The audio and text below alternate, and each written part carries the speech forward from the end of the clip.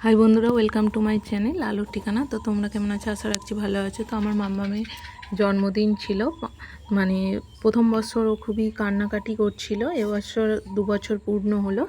তো ওর জন্মদিনটা করেছি, খুব ছোট করেই করেছি, কিন্তু বাঙালিদের যেমন জন্মদিন হয় সেরকমভাবে হয়নি।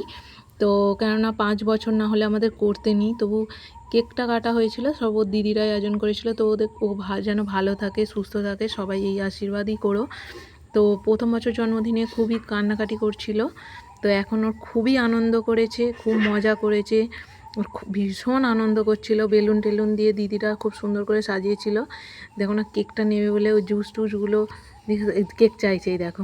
তো খুবই আনন্দ করেছে। ওর একটা দাদাভাই ওকে চকলেটের বক্স দিয়েছে, কিন্তু সেই দিকে লক্ষ্য নেই, কিন্তু ছুরি দিয়ে আগে কেক কাটবে। তো ওকে আগে ওই দেখো ছুরি দিয়ে তুলে খেতে হবে, কেক কাটেনি বা ওই বাতিটাও নেভায়নি, কিন্তু ওর জেঠু কী করলো, বেলুন দিয়ে নিভিয়ে দিয়েছে। তো ও ভীষণ মজা করেছে। প্রথম বছর খুবই কান্নাকাটি করছিল, এবছরে খুবই মজা করেছে, আনন্দ করেছে। এই দেখো, তোর খুবই আনন্দ করেছে। তো সবাই ওকে আশীর্বাদ করো, ও যেন ভালো থাকে।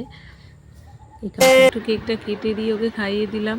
তো কেক কাটার পর ও একটু মেখে নিচ্ছিল, তো মাখিয়ে দিয়েছি। ও মাখার পর তো ওটা দেখে নয়, সবাইকে যখন একটু একটু করে কেক কাটতে যাচ্ছিল, তো সবাইকেই ও মাখাচ্ছিল।